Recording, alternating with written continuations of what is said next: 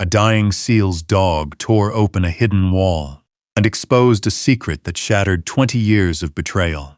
They said a homeless Navy SEAL's inheritance was worth nothing. His dog found a sealed room. Garrett Cole had lost everything except an aging pickup truck and the military dog who never left his side. When a dead mentor left him a collapsing cabin deep in the Montana mountains, everyone told him to sell and walk away. But the moment Shadow stepped onto the property, he began searching for something hidden. What they uncovered behind an old fireplace would rewrite Garrett's past, expose dangerous enemies, and reveal a truth no one saw coming. Comment 1 if you would fight for the truth no matter how long it takes, or 0 if you would walk away, and tell us where you're watching from. The wind came down from the Montana mountains like a living thing, cold, sharp, relentless. It swept across the gravel lot behind the truck stop, rattling loose sheets of metal and sending empty coffee cups tumbling through puddles left behind by last night's rain. Most people never looked behind the building. There was nothing worth seeing. A rusted dumpster, a row of broken pallets, an old pickup truck that looked one hard winter away from falling apart. And inside that truck lived Garrett Cole. At 59 years old, Garrett had become almost invisible. The gray in his beard had spread faster than the years. Deep lines cut across his weathered face. His shoulders were still broad beneath his worn flannel jacket, but age and hardship had carved away the confidence that once made men follow him into danger. Now he woke every morning in the cab of a truck, older than some of the soldiers he had once commanded. The first thing he saw was always the same: Shadow. The German Shepherd sat upright in the passenger seat, staring out the windshield, alert, watchful, protective, always. Garrett opened his eyes and immediately knew it was one of the bad mornings. His shirt clung to his skin. Sweat dampened his neck despite the freezing temperature outside. His chest felt tight, his breathing shallow. For a moment he didn't know where he was. Afghanistan.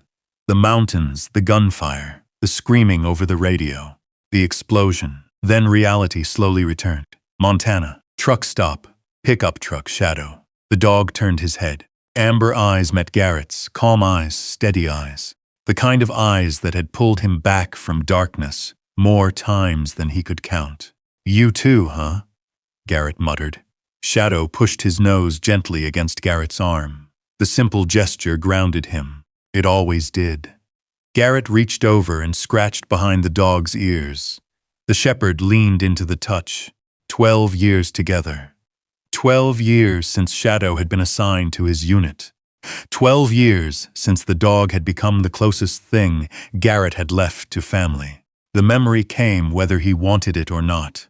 The dirt road, the hidden explosives, the young corporal walking directly towards disaster. Shadow lunging, dragging the soldier backward, seconds before the blast. 3 men survived that day because of the dog, Garrett included. The corporal had a wife now, 3 children, a house somewhere in Texas. Garrett knew because he checked every Christmas. The others had lives, families, purpose. Garrett had a truck and a dog. The irony wasn't lost on him. The former Navy SEAL had survived wars only to lose the peace afterward. He climbed out of the truck. The cold air hit him like a slap. His knees protested, his back cracked. Another reminder that he wasn't 30 anymore. The truck stop was beginning to wake. Diesel engines rumbled. Drivers shuffled toward the diner. Coffee steamed through open doors. Life moved forward. It always did. Garrett fed Shadow from a metal bowl. The dog ate quietly, disciplined, patient. Military habits never truly disappeared. Not in soldiers. Not in military dogs. Garrett poured the last of his coffee into a battered cup and sat on the tailgate. Ahead of him, the mountains rose against the pale morning sky. Beautiful, unforgiving, silent. Sometimes he stared at those peaks for hours. They reminded him of another mountain range, another mission, another betrayal. His jaw tightened. He hated when his thoughts drifted there. The mission that ended everything. The mission that destroyed his career. The mission that took Wade Harrison away. For years, Garrett had replayed those events, every detail, every conversation, every decision, trying to understand why the man he trusted most had abandoned him. Wade had been more than an instructor, more than a mentor. Wade had been family, the closest thing Garrett ever had to a father. Then one day, Wade disappeared. No warning, no explanation, no goodbye. The operation collapsed shortly afterward, careers ended, lives shattered, and Garrett spent years carrying anger that slowly hardened into bitterness. The truck stop manager stepped outside carrying a cigarette. He nodded toward Garrett. "Morning," Garrett nodded back. The conversation ended there. Most people didn't know what to say to homeless veterans. Most veterans didn't know what to say to themselves. Around noon, a dark sedan rolled into the gravel lot. Expensive, clean, completely out of place. Garrett barely noticed at first, but Shadow did. The shepherd immediately rose to his feet, ears forward, body rigid, watching, always watching. A woman stepped out of the sedan, mid-40s, professional, dark coat, leather briefcase. The kind of person who belonged in offices and courtrooms, not truck stops. She scanned the lot, then started walking directly toward him. Garrett sighed. Probably another charity group, another well-meaning stranger, offering pamphlets and sympathy. The woman stopped a few feet away. "Garrett Cole?" Her voice carried confidence, not pity. That caught his attention. "Depends who's asking." She opened the briefcase. "My name is Rebecca Lawson. I'm an estate attorney from Billings." Garrett frowned. "Estate attorney?" "Yes." Shadow stepped between them. Not aggressive, just protective. Rebecca glanced at the dog, then back at Garrett. "I've been looking for you for 3 weeks. Congratulations." The corner of her mouth twitched. Not quite a smile. "Mr. Cole, I represent the estate of Wade Harrison." Everything inside Garrett froze. The mountains, the truck stop, the wind. All of it disappeared. Only one name remained. Wade Harrison. For several seconds he couldn't speak. Hadn't heard the name spoken aloud in years. It felt like reopening an old wound. What about him? Rebecca studied him carefully. He passed away 3 months ago. The words hit harder than Garrett expected. He looked away toward the mountains. Wade was dead, gone, any chance of answers gone with him. A strange ache settled deep inside his chest. Not grief exactly. Something more complicated. Something unfinished, Rebecca continued. Before his death, he left specific instructions that you be located. Garrett laughed. A short, bitter sound. After 20 years, he was very specific. That's funny. What is? He spent 20 years pretending I didn't exist. Rebecca remained silent. Garrett appreciated that. Most people rushed to fill silence. Lawyers knew better. Finally, she opened a folder. There is an inheritance. That almost made him laugh again. Inheritance. The word sounded ridiculous. People like Garrett didn't inherit things. They lost things. Homes, families, careers, friends. How much? Not money. Of course not. It's property. Garrett shook his head. No. You haven't even heard. I don't want it. Rebecca removed several photographs. She handed them over. Against his better judgment, Garrett looked. The pictures showed an old cabin deep in the mountains, a collapsing barn, snow-covered fields, dense forest. The place looked forgotten, abandoned, broken, much like its new owner. The property sits in Black Hollow Valley. Garrett flipped through the photographs. Every image looked worse than the last. A roof sagging under age, broken windows, rotting wood, dead grass. This is the inheritance? Yes, it looks condemned. It is. Garrett stared at her. She actually nodded. The cabin requires extensive repairs. The barn is nearly collapsed. He barked out a laugh. There it is. What? The punchline. Rebecca hesitated. There is more. Of course there is. The land has already attracted interest from a development company. Garrett rolled his eyes. They want to buy it. Immediately. Let me guess. She opened another file. The property is currently valued at virtually nothing. Garrett laughed harder this time. Not because it was funny. because life had become absurd. A homeless man inheriting worthless property from a dead mentor who abandoned him decades ago. The universe clearly enjoyed irony. You're serious. Completely. He handed back the photographs. I don't want it. Rebecca didn't take them. Instead, she pulled out a final document. Wade left instructions regarding that possibility. Garrett's smile vanished. The lawyer handed him a folded sheet of paper, a single handwritten sentence. Wade's handwriting.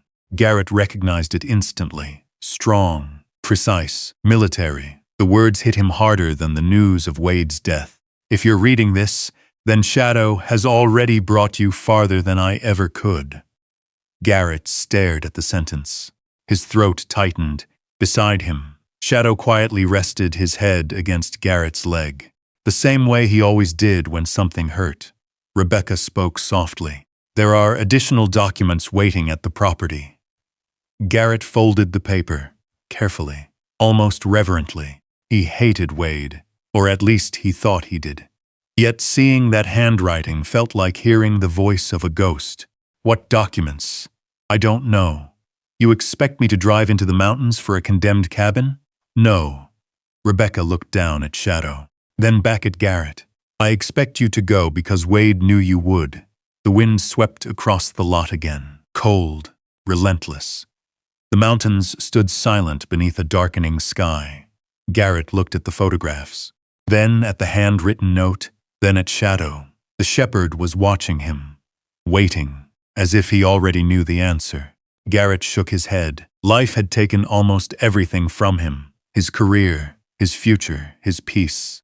The only thing he still possessed was sitting beside him. A loyal dog who refused to quit. A dog who had never abandoned him. Unlike Wade, or so he believed. He looked once more at the ruined cabin in the photograph. Then toward the distant mountains, toward Black Hollow Valley, toward a dead man's final gift, and a question that refused to leave him alone. Why would a dead man leave a ruined property to someone he supposedly abandoned years ago? For the first time in a very long while, Garrett realized he wanted an answer. And somewhere deep inside the mountains, that answer was waiting. The decision should have been difficult. It wasn't. That was what unsettled him most. By sunrise the next morning, everything he owned was packed inside the old pickup truck, which wasn't saying much. A duffel bag, a sleeping bag, a small toolbox, a coffee thermos, a faded photograph tucked inside his glove compartment, and Shadow. The dog jumped into the passenger seat as if he had been expecting the trip all along. Garrett started the engine. The truck protested with a grinding groan before finally coming to life. Gray clouds hung low over the Montana sky. The mountains loomed in the distance, silent, waiting. Well, Garrett muttered, gripping the steering wheel. Let's go see what kind of mess you left behind, Wade. Shadow lifted his head at the sound of the name. The dog remembered. Garrett knew he did. Military dogs remembered more than people realized. Smells, voices, places, sometimes even faces after years apart. The thought followed him as the highway stretched endlessly ahead.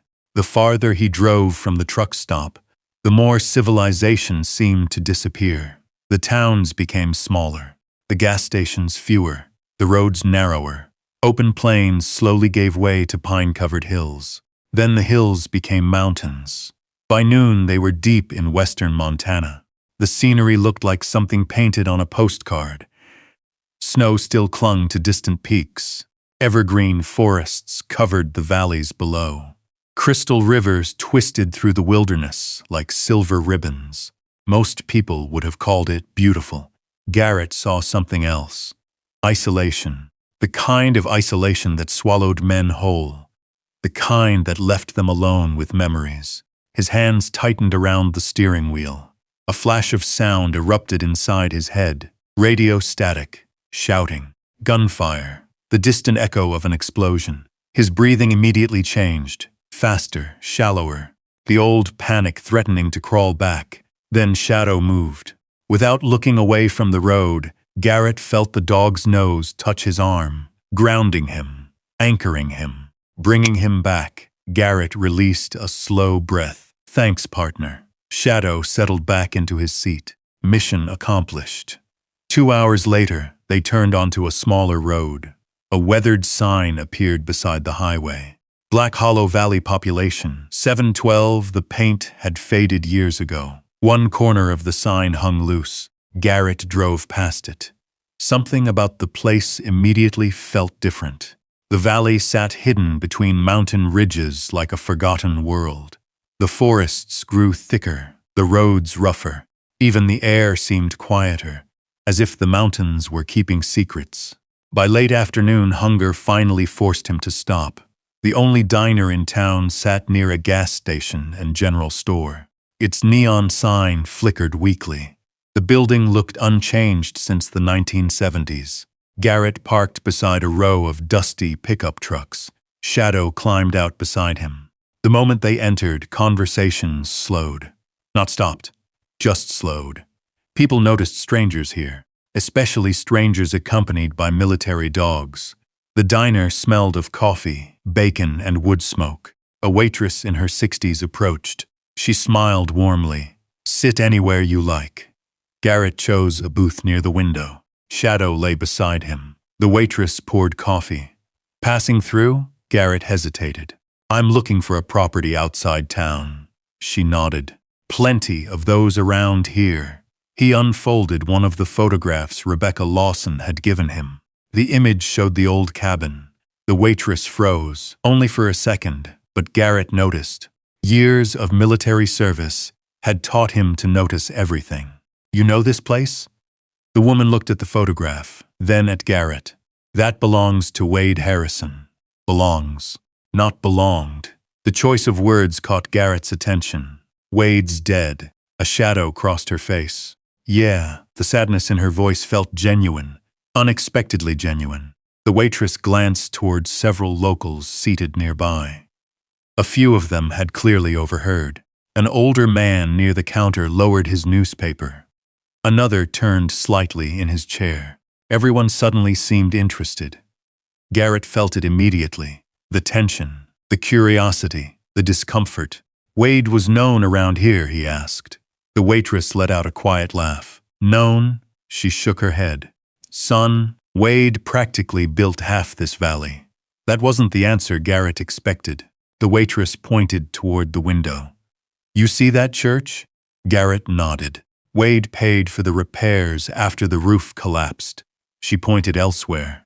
The elementary school. Another nod. He funded scholarships for years. The waitress leaned closer. When the wildfires came through 7 summers ago, Wade housed 3 families on his property. Garrett stared at her.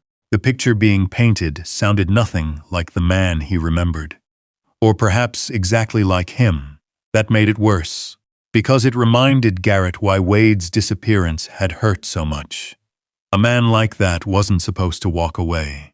The waitress finally asked the question. You family? Garrett looked down at his coffee. No. The answer felt heavier than it should have. Just someone who knew him. The waitress nodded slowly, as if she understood there was more to the story. She left him alone. But the room remained strangely quiet. People kept looking his way, especially when they noticed Shadow. An elderly man eventually approached the booth. His face was deeply lined from years outdoors. He wore a faded ranch jacket. Mind if I sit? Garrett shrugged. The man lowered himself into the opposite seat. His eyes immediately moved to Shadow. Recognition flashed there. Real recognition. Not the casual admiration people usually had for German shepherds. You were with Wade. Garrett frowned. What? The old man pointed at Shadow. This dog. Garrett felt a chill. How do you know that? The man smiled. Because Wade used to bring him here. Silence. Garrett looked at Shadow, then back at the man. That's impossible. Why? Because Shadow's been with me for 12 years.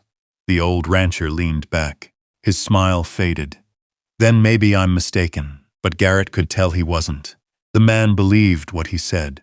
Before Garrett could ask more questions, the diner's front door opened. 3 men entered. Business attire, expensive boots, clean trucks parked outside. The atmosphere changed immediately. The locals noticed them too, not with warmth, with caution. The three men spotted Garrett, then the photograph on the table, then Shadow.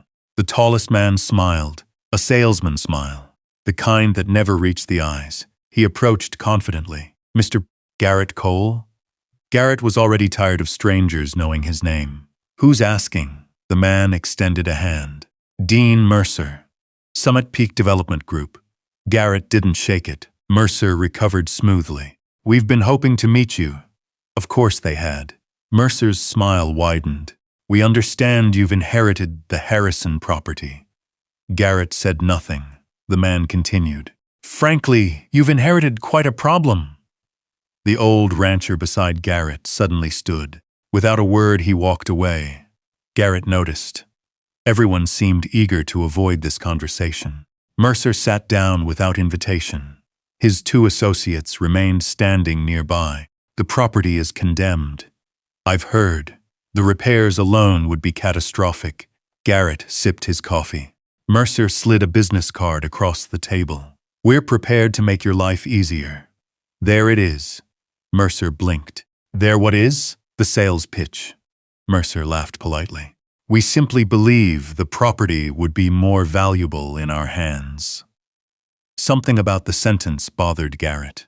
Not what he said, how he said it, too rehearsed, too eager, as if they weren't interested in land, as if they were interested in something else. Mercer opened a folder. Inside were purchase documents, already prepared, already signed on their side, waiting only for Garrett. That bothered him even more. You came prepared. We try to be efficient, funny.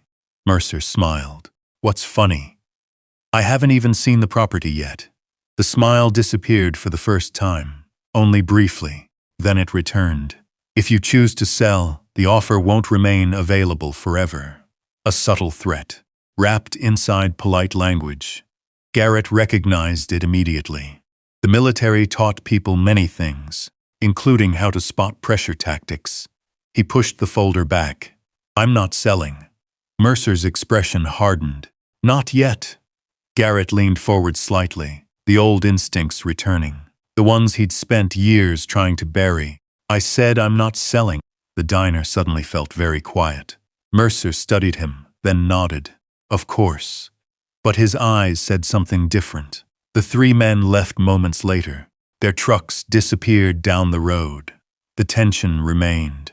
The waitress returned carrying fresh coffee. Those men trouble everyone around here. Garrett looked out the window. Why? She hesitated, then shook her head. People talk. What kind of talk? Her voice lowered. The kind that says they want something more than land. The mountains outside were beginning to darken beneath approaching clouds. Garrett glanced at Shadow. The dog had been staring toward the door ever since Mercer arrived. Alert, focused, watching. The same way he watched threats.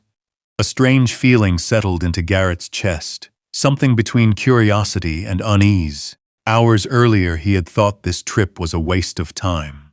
Now he wasn't so sure, because everybody in Black Hollow seemed nervous. About Wade, about the property, about Summit Peak, and for reasons Garrett couldn't yet explain. Shadow looked more awake than he had in years. As evening approached, Garrett finally left the diner. The directions maze to Wade's property sat folded inside his pocket. The logging road waited ahead. The mountains waited ahead. The answers waited ahead. And somewhere beyond the forests of Black Hollow Valley stood a ruined cabin that a dead man had somehow prepared specifically for him. Garrett started the truck. Shadow immediately sat upright, his ears forward, his eyes fixed toward the distant mountains, as if he already knew exactly where they were going and exactly what was waiting there. The logging road began where the pavement ended. It cut into the mountains like a scar, narrow, twisting, half swallowed by wilderness. Garrett shifted the truck into a lower gear as the tires bounced over loose gravel and deep ruts. Tall pines crowded both sides of the road. Their dark branches stretched overhead, forming a tunnel of shadow that swallowed the fading daylight. The farther they drove, the quieter the world became. No houses, no fences, no power lines, nothing but forest. Miles and miles of untouched Montana wilderness. Shadow remained upright in the passenger seat, alert, focused, watching the trees, watching the road, watching everything. Garrett glanced at him. "You remember this place, don't you?" The dog didn't move, but his ears twitched. That was answer enough. The realization unsettled Garrett, because if Shadow had been here before, then somehow the old rancher at the diner had been right. Years ago, Wade and Shadow had crossed paths, maybe more than once. Questions piled on top of questions, and Garrett was getting tired of having none of the answers. The road climbed steadily into the mountains. Dark clouds gathered overhead. Snow lingered in patches beneath the trees. The air felt colder here, sharper, more alive. After nearly 40 minutes, Garrett spotted the first sign of human presence. An old wooden mailbox. Weathered gray by decades of mountain winters, the faded letters were barely visible. Harrison Garrett slowed the truck. Something tightened in his chest. This was it. The place Wade had left behind. The place everyone seemed to know. The place Summit Peak wanted so badly. The place a dead man had somehow prepared for him. The road curved one final time. Then the trees opened. The property appeared. Garrett stared. For a long moment, neither he nor Shadow moved. The photographs had not done it justice, not even close. The cabin sat in the center of a broad clearing, surrounded by towering pines. Time had not been kind to it. The roof sagged noticeably. Several windows were broken. Parts of the porch leaned at dangerous angles. The paint had long since vanished from the walls, leaving only weathered gray boards behind. A collapsed fence disappeared into waist-high grass. Beyond the cabin stood a large red barn, or what remained of it. One side had partially caved inward. Its roof looked ready to surrender to gravity at any moment. The entire property seemed frozen in another era, abandoned, forgotten, yet strangely beautiful. The mountains rose behind it like silent guardians. Golden sunlight broke through the clouds and painted the clearing in soft amber light. For a moment it looked almost peaceful. Then Garrett noticed something. Tracks. Fresh tire tracks. Not his. The marks cut across the muddy ground near the cabin. Recent. Very recent. Someone had been here. The feeling lasted only a second before Garrett forced it away.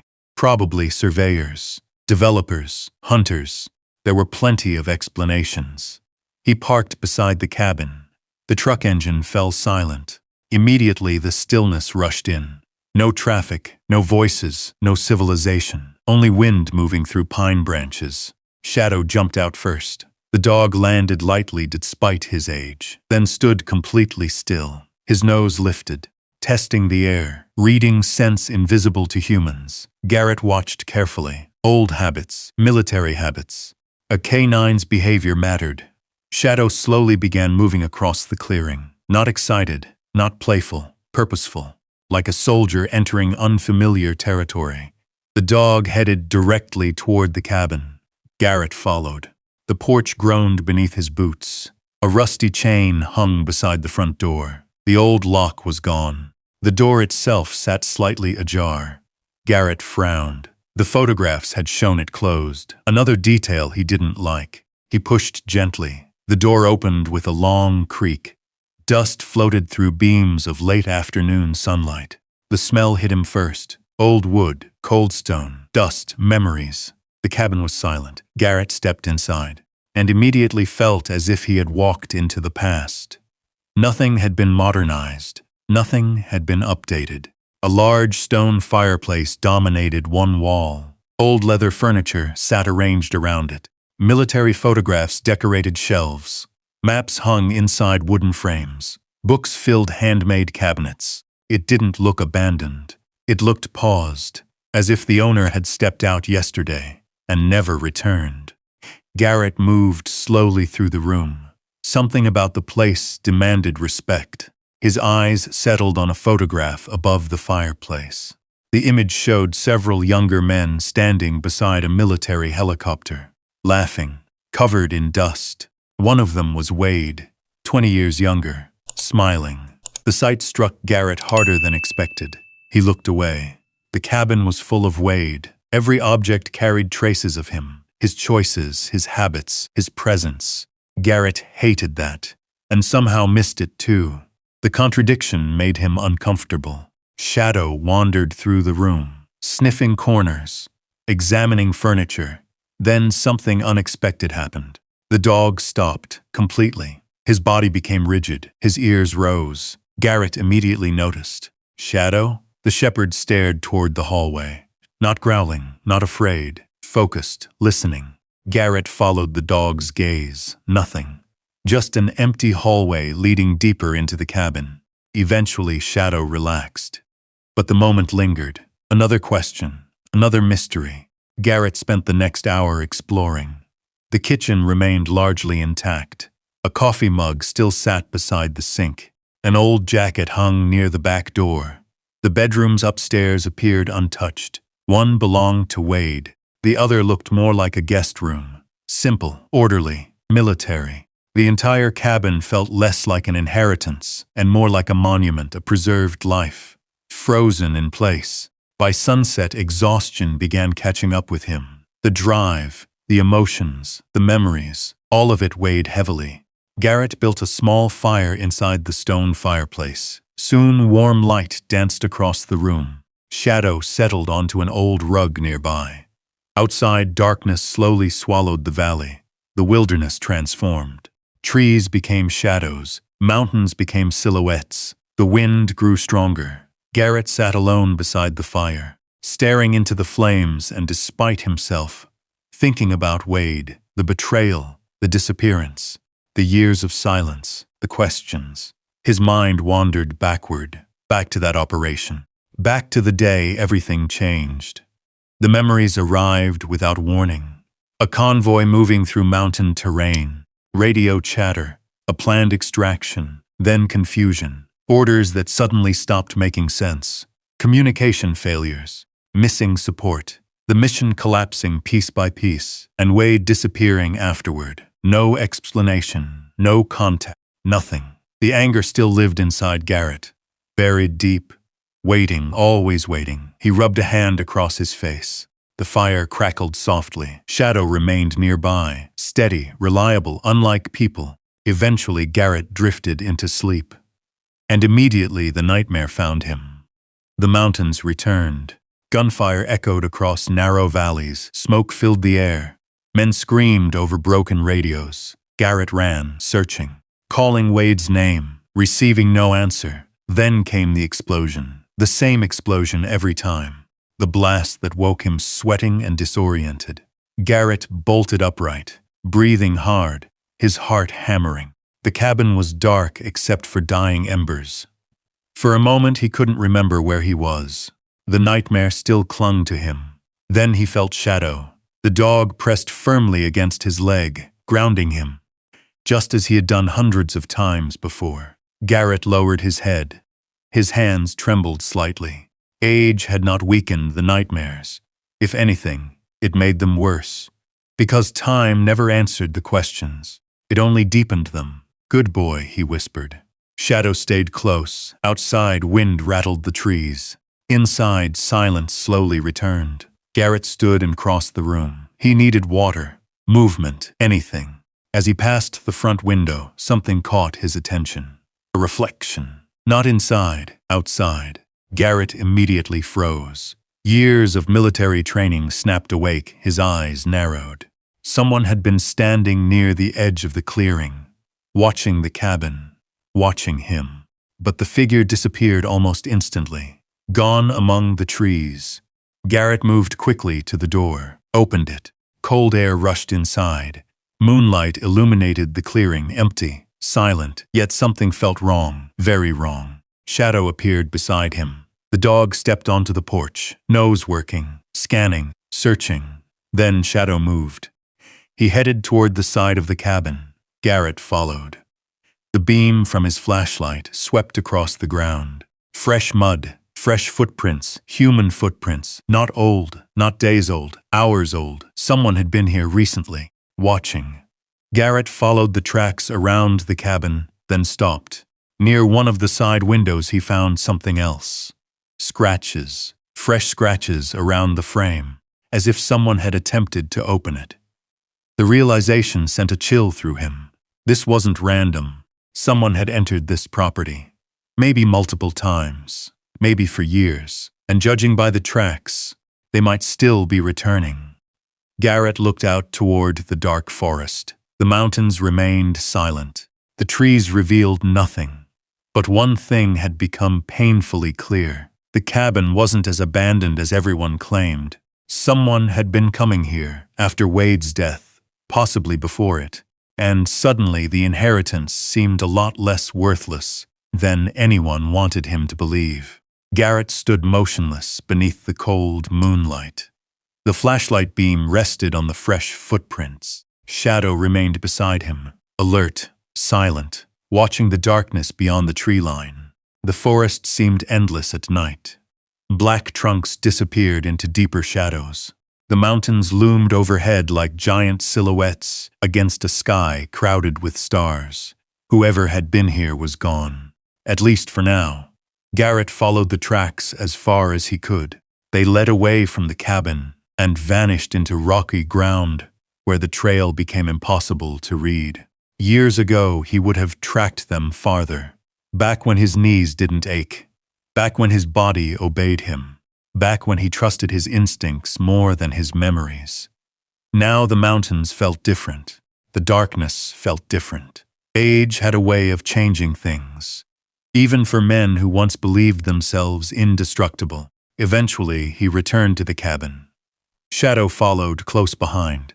Neither of them slept much after that. The fire burned low. The wind whispered against the windows. And somewhere beyond the walls, unanswered questions lingered among the trees. Morning arrived slowly. A pale gray light spread across Black Hollow Valley. Mist drifted through the forest. The mountains emerged one ridge at a time as the darkness retreated. Garrett stepped onto the porch carrying a mug of coffee. The cold air bit at his face. Below him the valley stretched endlessly, beautiful, quiet, deceptive, the kind of place people came to escape or hide. Shadow appeared beside him. The dog's nose immediately lifted toward the wind. Then his entire posture changed. Garrett noticed it instantly. Years of working together made subtle changes impossible to miss. The shepherd's body stiffened, ears forward, eyes fixed on the side of the cabin. "What is it?" Shadow didn't move. The dog stared, focused, intent. Then he trotted away from the porch. Garrett followed. Shadow rounded the side of the cabin, past several windows, past a stack of old firewood, until he reached the stone fireplace wall. Then he stopped, completely. Garrett frowned. The exterior chimney rose nearly 20 feet above them. Massive stones formed the structure. Nothing unusual, nothing obvious. Shadow lowered his head, sniffed, then pawed at the ground once, twice, 3 times.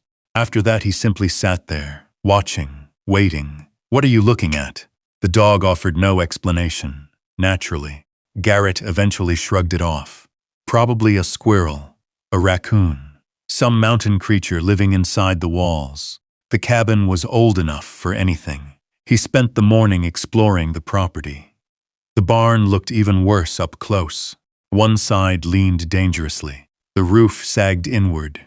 Decades of weather had taken their toll. Yet signs of recent activity appeared here too. Fresh tire marks, boot prints, even a recently broken lock on one of the side doors. Garrett crouched beside it, studying the damage. Someone had definitely entered. The question was why. Nothing inside appeared valuable. Rusty tools, old equipment, broken furniture, the usual remains of a forgotten property.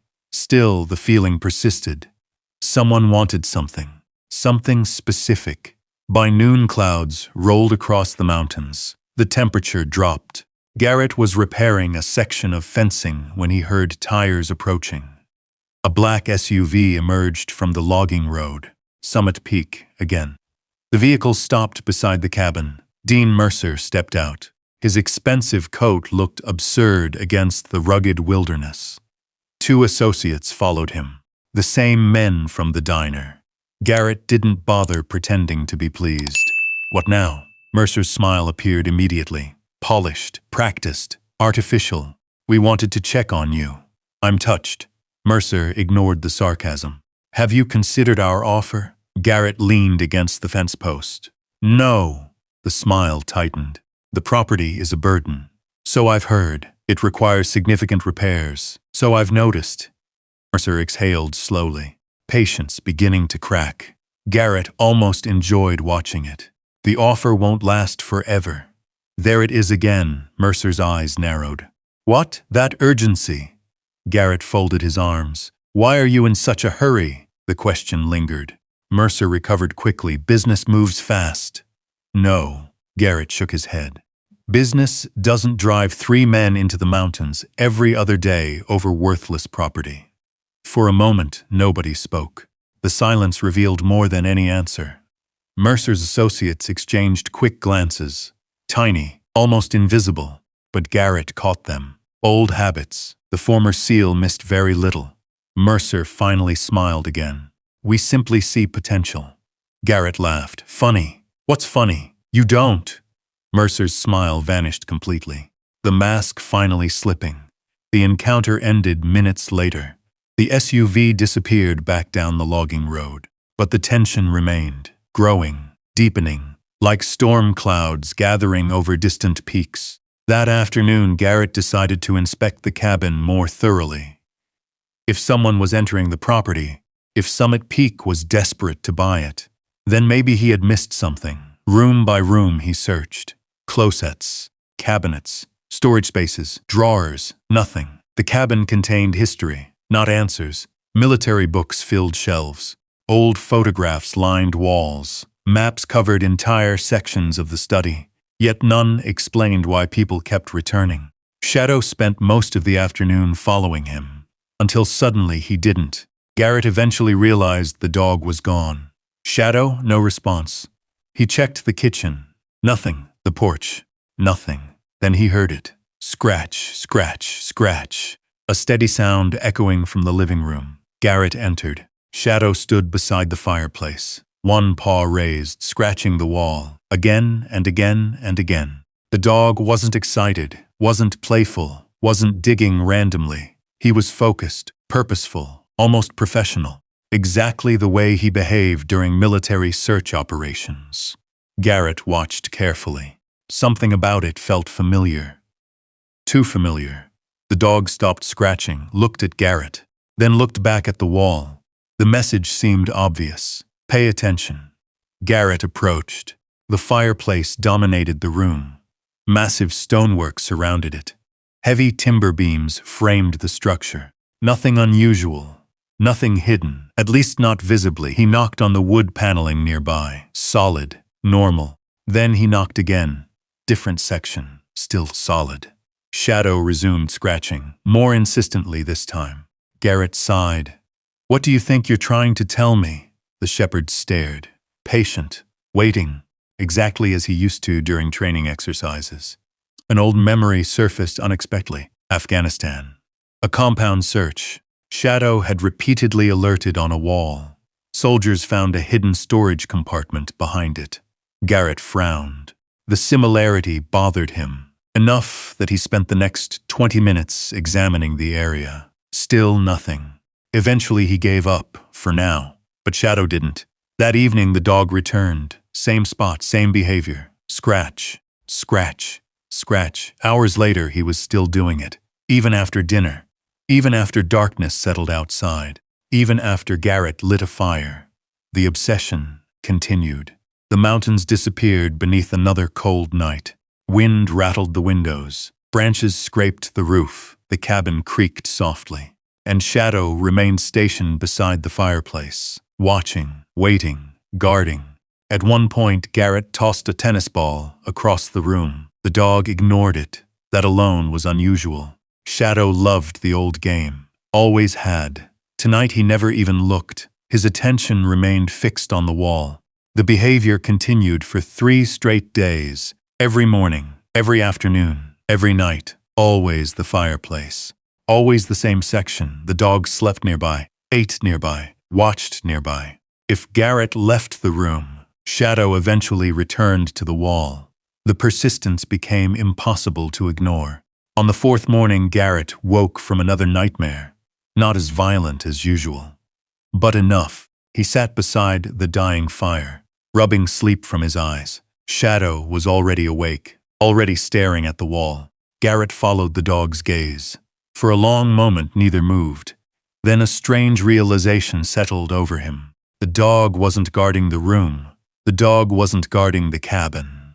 The dog was guarding that specific spot, as if something important waited there, as if he had been told to watch it. The thought sounded ridiculous, yet it refused to leave. Garrett stood slowly, walked to the wall, placed one hand against the wood, cold, silent, ordinary. And yet, Shadow immediately rose to his feet, tail low, ears forward, watching Garrett carefully, waiting for him to understand, waiting for him to finally see what the dog already knew. Somewhere deep inside the cabin, something had captured Shadow's complete attention, and military dogs didn't become obsessed without reason. The question was no longer whether something was hidden. The question was what. And for the first time since arriving in Black Hollow, Garrett began to suspect that Shadow wasn't following memories. He was following a mission. The thought stayed with Garrett long after sunrise. He stood alone in the living room, staring at the section of wall beside the stone fireplace. Nothing about it appeared unusual. The timber boards were weathered. The nails were old. The stonework looked solid. If there was something hidden there, it had remained hidden for years, maybe decades. Yet Shadow refused to give up. The German shepherd sat quietly beside the wall, watching Garrett with the same patient determination he had shown during military operations. Not demanding, not excited, waiting, as if the next move belonged to Garrett. "You always were stubborn," Garrett muttered. Shadow's tail thumped once against the floor. Outside, clouds drifted across the mountains. The valley looked peaceful, too peaceful. Garrett had learned long ago that appearances meant very little, especially when people wanted something, and someone definitely wanted something. The fresh footprints, the attempted entry, the constant pressure from Summit Peak, none of it added up. After a quick breakfast, Garrett decided to drive back into town. He needed supplies. More importantly, he needed information. The old pickup bounced down the logging road while Shadow rode beside him. The forest passed in a blur of pine trunks and shadows. For much of the drive, Garrett remained silent. His thoughts kept returning to Wade, to the hidden note, to the strange reaction people had whenever Wade's name came up. A dead man seemed to have more influence over Black Hollow than most living people. That alone made Garrett uneasy. The diner was busy when he arrived. Locals filled the booths, farmers, ranchers, retirees, people who had spent their entire lives among these mountains. The moment Garrett entered, several heads turned. Not because he was a stranger anymore, because word traveled fast in small towns. The man who inherited Wade Harrison's property was now local news. The waitress greeted him with a familiar smile. "Back already? Looks that way." She refilled his coffee without asking. Shadow settled beside the booth. Several customers stopped to greet the dog. Unlike Garrett, Shadow seemed to make friends easily. A little girl approached carefully. She couldn't have been older than 8. "Can I pet him?" Garrett nodded. The girl gently scratched behind Shadow's ears. The old shepherd immediately leaned into the attention. For a moment, Garrett smiled. It was the first genuine smile he'd felt in weeks. The girl laughed. "He's beautiful. He knows it." The child grinned before returning to her family. The small moment disappeared as quickly as it came. But it lingered. A reminder of the kind of life Garrett once thought he might have. A life that never arrived. The waitress returned. "How's the cabin?" Garrett stirred his coffee. "Interesting," she laughed softly. "That's one word for it." "Who owns the general store?" The question surprised her. "Why?" "I'm trying to learn about the valley." She pointed toward the front windows. Store belongs to Frank Callahan, an elderly man organizing supplies outside. Been here 40 years, Garrett nodded. A few minutes later, he crossed the street. The store smelled of cedar wood, coffee, and old books. Frank Callahan stood behind the counter, thin, weathered, sharp-eyed, the kind of man who noticed everything. You inherited Wade's place, not a question. Garrett smiled faintly. Is everyone in town psychic? Frank chuckled. No, he extended a hand. People just talk. Garrett shook it. The old man studied him, then glanced toward Shadow. A look of recognition crossed his face. Not surprise, recognition again. The second time someone had reacted that way. You've seen him before. Frank looked at Shadow, then nodded. Years ago, Garrett felt his pulse quicken. With Wade, several times. Silence. The store suddenly felt smaller. What do you mean? Frank rested both hands on the counter. Wade used to bring that dog here. Garrett stared. That's impossible. Frank frowned. Why? Because Shadow has been with me since Afghanistan. The old man looked genuinely confused. For several moments, neither spoke. Then Frank shook his head slowly. Maybe I'm mistaken. But Garrett could tell he wasn't. Just like the rancher, the certainty in his eyes remained. Something about the situation made no sense. Shadow sat quietly near the door, watching, listening, as though he understood every word. The conversation shifted. Garrett asked about Summit Peak. The change was immediate. Frank's expression darkened. The warmth disappeared. Careful around those people. Garrett leaned against the counter. Why? The old man glanced toward the windows before answering. Because they always get what they want. Sounds dramatic. It's true. Frank lowered his voice. They started buying property 10 years ago. Nothing unusual about that. Except the owners didn't want to sell. Garrett listened carefully. The old store owner continued. Some changed their minds after receiving threats. Threats? Frank nodded. Broken equipment, legal harassment, strange visitors showing up at night. The word sent a chill through Garrett. Too familiar, too close to what was already happening. What did the sheriff do? Frank laughed bitterly. We've had 3 sheriffs in 10 years. That answer told Garrett everything. People who caused trouble often thrived when nobody wanted a fight. The conversation ended when another customer entered. Garrett thanked him and left. Outside, Shadow immediately became alert. The change happened so quickly Garrett almost missed it. The dog's ears rose. His posture stiffened. Eyes locked on something across the street. Garrett followed his gaze. A gray pickup truck sat parked near the gas station. 2 men occupied the front seats, watching, not casually, intentionally. The moment Garrett looked their way, both men glanced elsewhere. Too late, he had already seen them. Military instincts stirred, the same instincts that had kept him alive for decades. Observe, analyze, remember. The gray truck remained parked as Garrett returned to his pickup. It pulled away only after he started driving. Interesting. Very interesting. The feeling of being watched followed him all the way back to Black Hollow Road. Halfway to the cabin, Garrett checked his rear-view mirror. The gray truck appeared again, far behind, keeping distance, following. His expression hardened. Most people wouldn't notice. Garrett did. Shadow did too. The dog had been staring through the rear window for nearly 10 minutes. Neither man nor dog made a sound. The truck followed for another 6 miles, then vanished down a side road. Garrett never relaxed. Back at the cabin, he inspected the property carefully. Everything appeared normal, until sunset.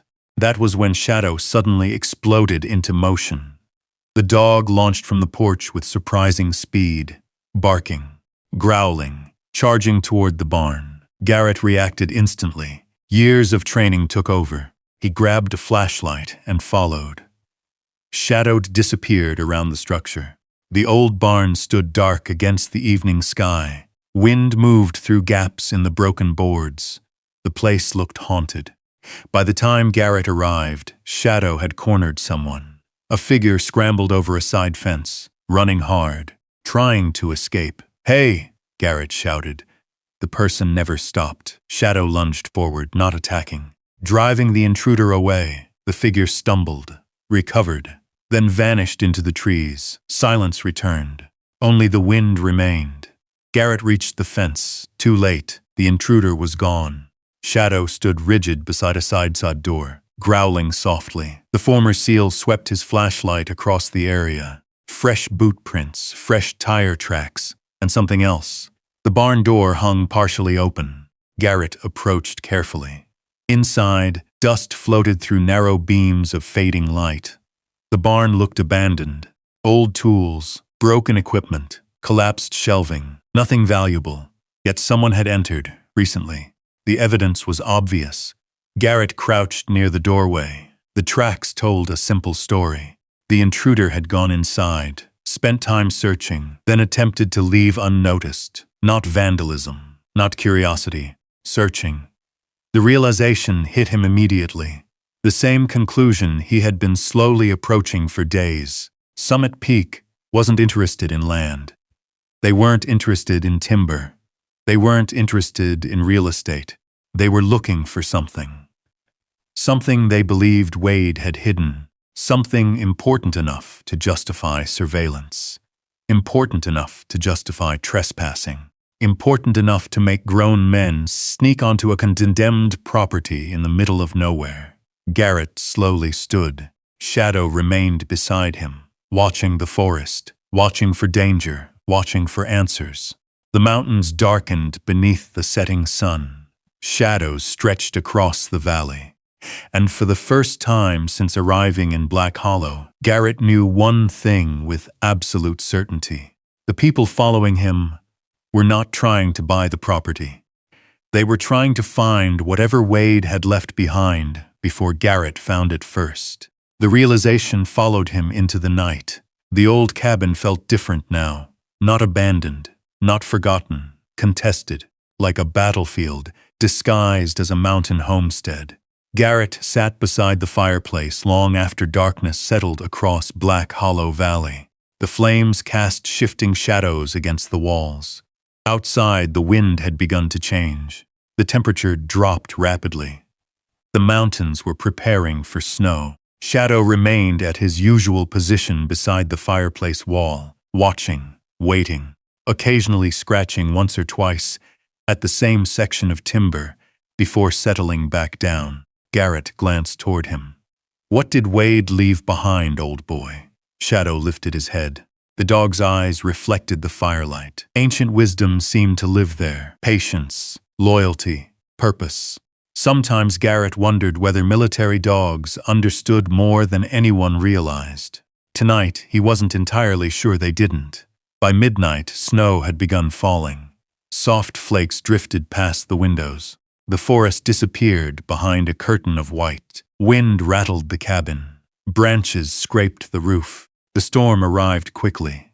Mountain storms often did. Garrett secured the doors and checked the windows one last time. Then he settled into a chair near the fire.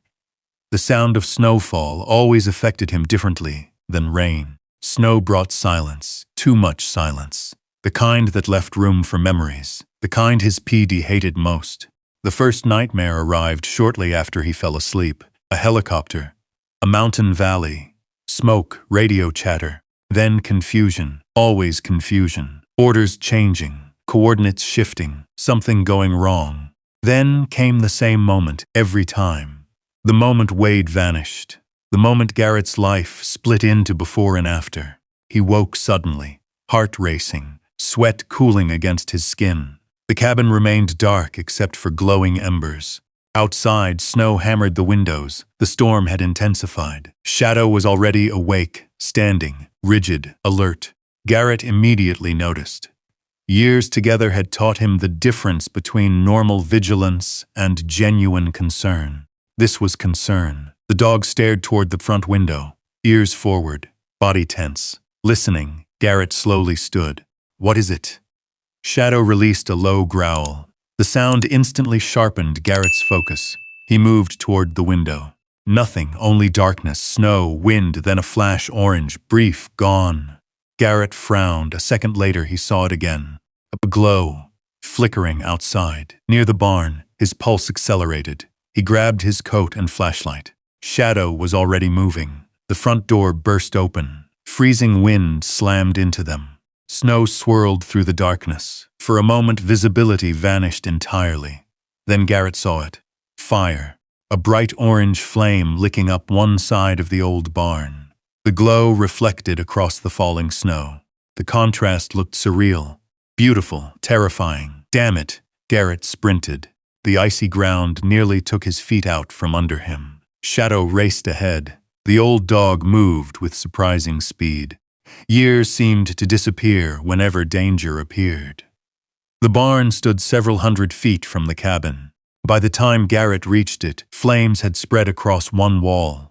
Dry timber burned fast, especially timber neglected for years. The wind fed the fire, making it stronger, hungrier. Garrett grabbed a nearby snow shovel and began throwing snow against the flames. Again.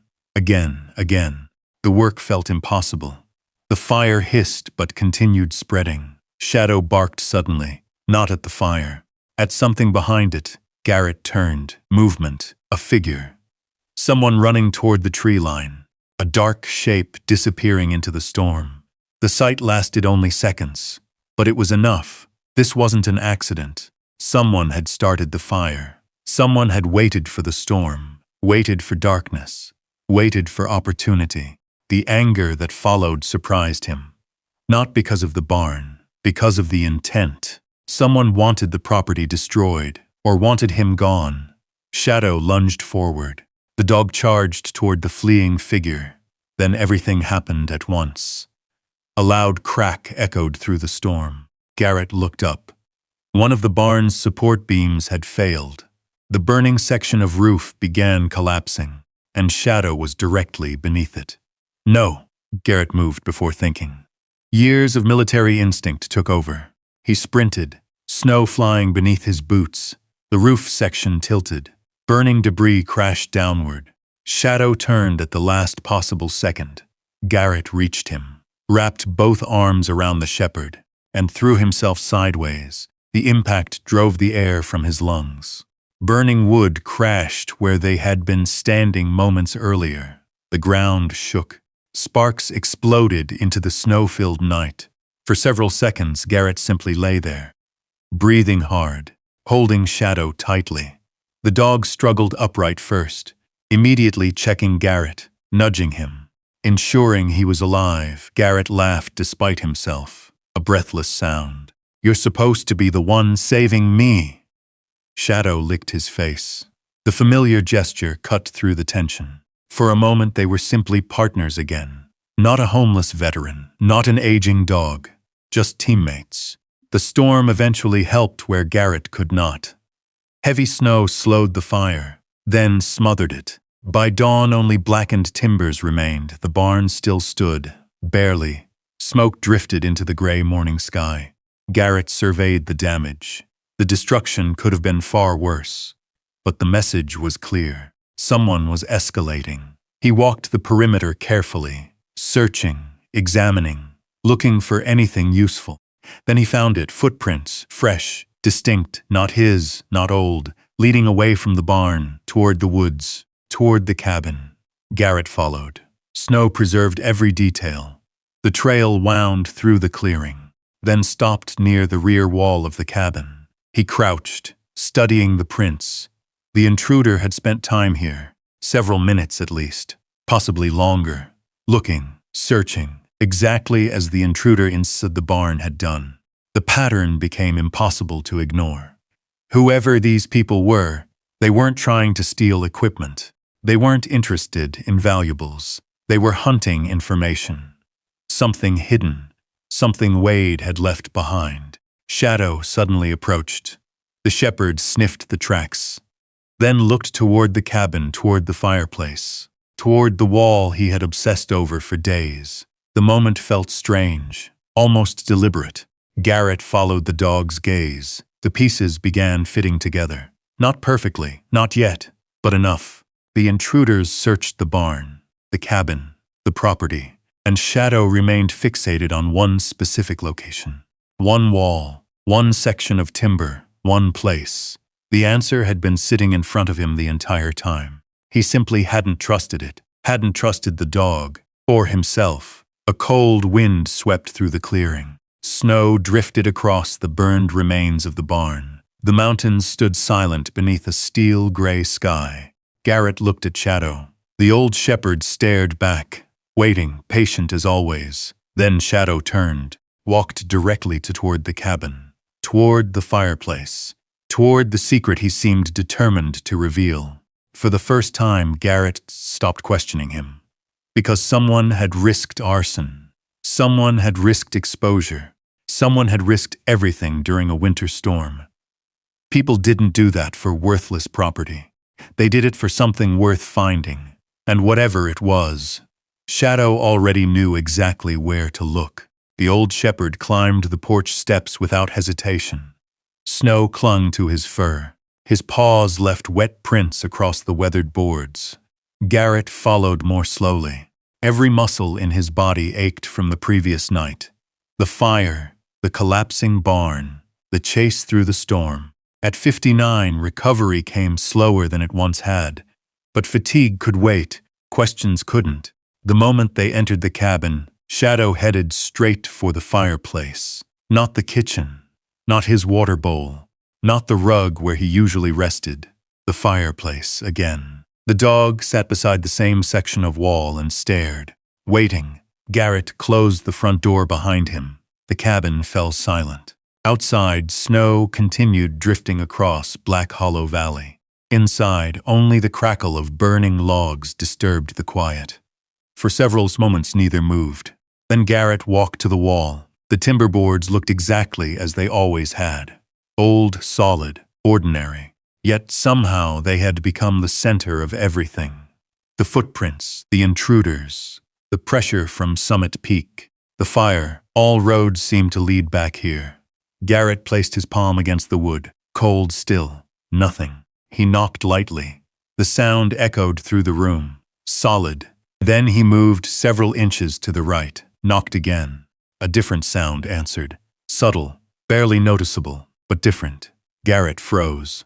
His military instincts sharpened immediately. He knocked again. There it was, a hollow note, faint, hidden beneath years of silence. Shadow stood instantly, tail wagging once. Not excitement, confirmation. The dog had been waiting for this moment.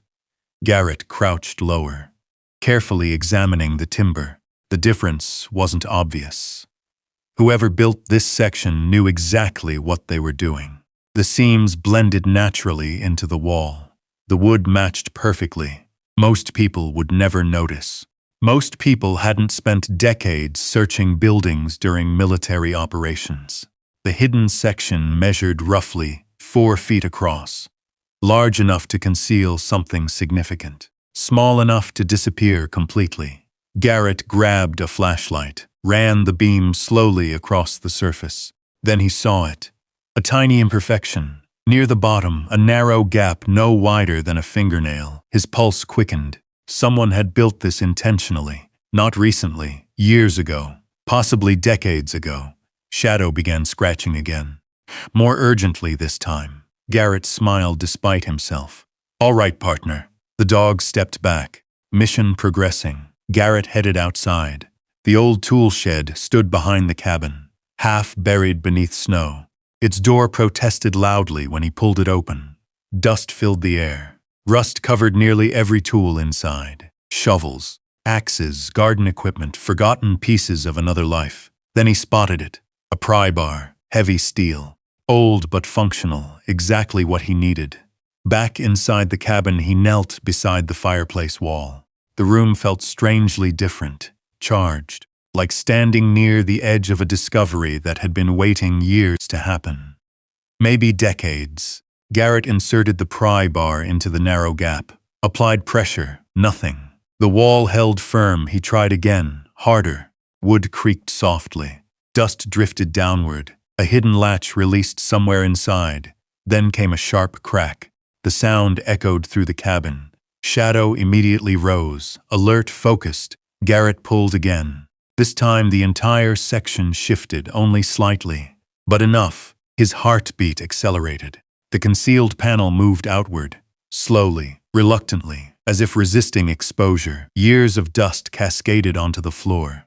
The opening widened. Darkness appeared beyond it, deep, absolute, untouched. Garrett stared. For several seconds he couldn't move. The hidden space existed. Shadow had been right. The dog stepped forward, nose working carefully. Then he sat, waiting for Garrett to continue. The opening revealed a narrow doorway concealed within the wall itself. Not a compartment, not a storage space. A room, an entire hidden room. Garrett's pulse thundered in his ears. Who built this? Why? And most importantly, what was inside? He switched on the flashlight. The beam pierced the darkness. Dust floated lazily through the air. The room appeared surprisingly intact, small, perhaps 12 feet wide, windowless, perfectly preserved. Time seemed unable to reach it. Garrett stepped inside. The floorboards barely creaked. The air smelled different, dry, protected, safe from weather, safe from age, safe from curious eyes. A chill moved down his spine. Someone had gone to enormous effort to hide this place. The flashlight beam moved slowly across the room. A wooden desk stood against one wall, shelves lined another. Several military footlockers rested beneath them. Photographs, boxes, maps, cassette tapes, journals, documents, everything organized with military precision. Not abandoned, prepared, waiting, as if the owner expected someone specific to arrive. Garrett's breathing slowed. The room felt less like a secret, more like a message. Then his flashlight landed on something sitting alone atop the desk. An envelope. Simple, unremarkable, yet impossible to ignore. His name appeared across the front. Cole. The handwriting struck him like a physical blow. Wade's, no doubt, no question. The same handwriting from the note Rebecca had delivered. The same handwriting Garrett remembered from mission briefings years ago. His throat tightened. For a moment he simply stared. The room vanished around him. The years vanished. All that remained was the name, Garrett. Written by a man he hadn't spoken to in decades. Written by a man he believed had abandoned him. Written by a ghost. Shadow approached quietly. The shepherd sat beside the desk, looking up, watching Garrett, waiting, the way he always had before difficult moments. Garrett swallowed hard, then picked up the envelope. His hands trembled slightly, not from age, not from fear, something deeper, something harder to name. The paper felt old, carefully preserved. The seal remained intact. Nobody had opened it. Nobody except Garrett was ever meant to. A realization settled over him. Everything that had happened since arriving in Black Hollow suddenly aligned. The property, the pressure from Summit Peak, the intruders, the fire, the surveillance, whatever they wanted, whatever they had been searching for, it was here, inside this room, waiting behind a hidden wall, waiting for Garrett. His eyes moved across the shelves. Military journals filled several rows. Boxes of photographs sat neatly stacked. Maps covered one section of the wall. Dozens of cassette tapes rested inside labeled containers. Years of records, years of secrets, years of preparation, and all of it centered around him. The magnitude of the discovery left him speechless. Shadow gently nudged his hand, the same reminder he always offered: focus. One step at a time. Garrett nodded slowly. The envelope remained in his grip. The weight of it felt impossible, because deep down he already knew. Whatever waited inside would change everything. Every question, every memory, every piece of anger he had carried for 20 years. The hidden room had not been built to hide treasure. It had been built to protect the truth. And Wade Harrison had spent years making sure that truth survived long enough for Garrett to find it. Outside, snow continued falling across the mountains. The world remained silent. But inside the hidden room, the past had finally opened its door. And Garrett stood on the threshold of a revelation powerful enough to rewrite his entire life. Snow drifted softly against the cabin windows. The storm outside seemed distant now, muted, forgotten. The hidden room existed in a world of its own, a place preserved beyond time, a place built for answers. Garrett lowered himself into the wooden chair beside the desk. The envelope remained in his hands. Shadow settled beside him. The old shepherd rested against Garrett's leg, his steady presence the only thing keeping the moment grounded in reality. For several seconds, Garrett simply stared at his name. Written by Wade. Written years ago. Written for this exact moment. His thumb traced the edge of the paper. Then, with careful fingers, he broke the seal. The sound seemed impossibly loud. A lifetime compressed into a single crackle of paper.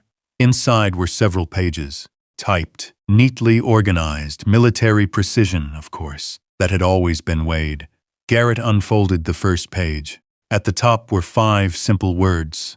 If you're reading this, a strange ache tightened his chest. He forced himself to continue. Garrett, if you found this room, it means 2 things. First, it means Shadow succeeded. Second, it means I ran out of time. Garrett stopped reading. His eyes immediately moved toward the dog. Shadow lifted his head, watching him. The first sentence alone raised more questions than answers. Shadow succeeded. Conceded at what? The dog nudged his hand gently. Continue. Garrett swallowed hard and read on. I know what you've believed all these years. I know what you've called me. Coward, traitor, abandoner. You earned the right to think those things because I never gave you the truth.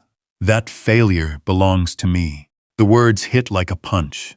Garrett stared. Anger stirred immediately. Old anger, the familiar kind. The anger he had carried for 2 decades. The anger that had become part of him. For years he had imagined this conversation. Imagined confronting Wade, demanding answers. Now the answers were sitting in front of him, and somehow he wasn't ready. Outside, wind rattled the cabin. Inside, the room remained silent. Garrett continued. The mission in Afghanistan did not fail the way you think it did. I didn't disappear because I wanted to. I disappeared because I had no choice. His pulse quickened. Every nerve in his body seemed to focus on the page. The memories came rushing back. The operation, the confusion, the missing support, the sudden collapse, then Wade's disappearance. For 20 years, Garrett had believed he understood what happened. Now that certainty began to crack. The next paragraph shattered it. Several months before that operation, I discovered evidence linking defense contractors to organized criminal networks operating overseas. At first, I thought it was corruption. Then I realized it was something much larger. The words blurred slightly. Garrett leaned forward. The hidden room suddenly felt smaller, closer. The letter continued. Equipment was disappearing. Contracts were being manipulated. Men were being placed in danger because somebody was making money from the chaos. I started asking questions, the wrong questions. Garrett's breathing slowed. His training resurfaced. Not the combat training, the investigative mindset, the one that searched for patterns. And suddenly patterns were appearing. Wade's disappearance, Summit Peak, the hidden room, the relentless interest in the property. The pieces began shifting. Not fitting yet, but moving. The next pages explained more. Years earlier, Wade had gathered evidence, documents, financial records, names, connections. Enough information to expose powerful people. People with resources. People willing to protect themselves. Then came the line that stopped Garrett cold. When they realized I knew too much, they shifted their attention toward the people closest to me. Including you. Garrett froze. The words seemed impossible. His eyes moved across the sentence again and again, as if reading it differently might change its meaning. It didn't. You became leverage, a target, a weakness they could exploit. The room suddenly felt colder. The memories returned. Only now they looked different. Wade's strange behavior before the mission, the tension, the secrecy, the arguments Garrett never understood, the sudden distance. Everything he had interpreted as betrayal, everything he had hated. Garrett turned the page. My only chance to protect you was to disappear, to make you believe I had abandoned you, to make everyone believe it, especially you." The words struck harder than anything before them. Garrett lowered the pages. His hands shook. "No." The whisper escaped before he realized it. Shadow immediately moved closer. The shepherd pressed against his leg. Steady. Grounding. Garrett stared at the floor. His heartbeat thundered inside his ears. No, it couldn't be that simple. Could it? 20 years. 20 years of anger. 20 years of resentment. 20 years of believing Wade had chosen himself. Chosen safety. Chosen cowardice. The letter continued. If they believed we were still connected, they would never stop watching you. So I became the villain. I became the man you hated, because hatred creates distance, and distance keeps people alive. Garrett's vision blurred. He rubbed a hand across his eyes. The hidden room vanished. The mountains vanished. Only memories remained. Suddenly he remembered things differently. Conversations, warnings, moments he had ignored, pieces that never made sense before. Now they did, and the realization hurt more than the betrayal ever had, because betrayal was easier. Betrayal required only anger. Sacrifice required grief. The next pages contained details. Names Garrett didn't recognize. Financial trails, investigations, surveillance, years of work. Wade had spent decades gathering evidence while living in isolation, protecting information, protecting people, protecting Garrett. And all the while Garrett had hated him. The truth settled heavily upon him. Not all at once. Slowly, painfully, like a mountain shifting, the foundation of his life cracking beneath him. Then he reached the final page, the shortest page, the one that hurt most. Garrett, there wasn't a day in 20 years that I didn't think about contacting you. Not one. I missed birthdays, holidays, promotions, losses, everything. Every day I wanted to tell you the truth. Every day I chose not to. Because every day you stayed alive proved the sacrifice was working. If you're reading this now, then I was right. And for that I would make the choice again. Garrett lowered the papers. Silence filled the room. Heavy, absolute. Outside, snow continued falling. Inside, something inside him was breaking apart. Not anger, something deeper, something older. For years he had built his identity around one certainty. Wade betrayed him. That certainty had carried him through bitterness, through disappointment, through loss. Now it was gone. And without it, Garrett didn't know who he was supposed to be. Shadow slowly rested his head on Garrett's knee. The old shepherd remained perfectly still, the same way he had during hospital visits, during nightmares, during panic attacks. The dog understood enough. Garrett stared at the shelves, at the journals, at the boxes, at the years of sacrifice surrounding him. The evidence was everywhere.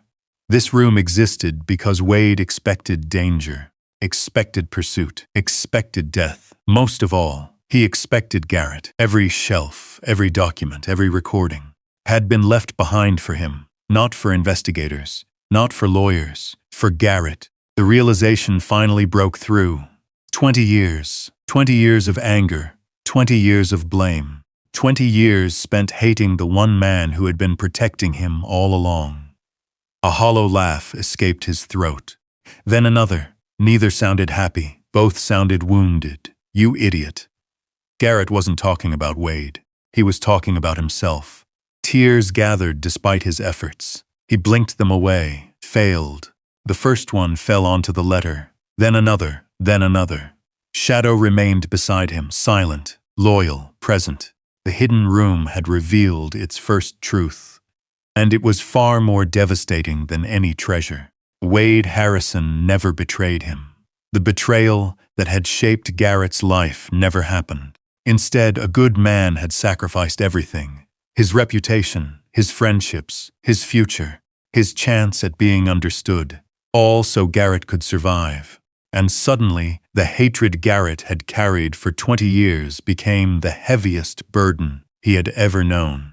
The hidden room fell silent, the kind of silence that arrives after a truth too large to absorb. Outside, snow drifted steadily through Black Hollow Valley. The storm had softened, no longer violent, no longer angry, just endless white falling from a dark sky. Inside the room, Garrett sat motionless. The letter remained open in his lap. Shadow rested beside him. The old shepherd hadn't moved in nearly an hour. As if he understood this was not a battle he could fight. Some wounds had to heal on their own. Garrett stared at the wall across from him. But he wasn't seeing the wall. He was seeing 20 years of memories, 20 years of mistakes, 20 years of certainty crumbling into dust. The hardest part wasn't discovering Wade had lied. The hardest part was discovering why. Because now every memory looked different.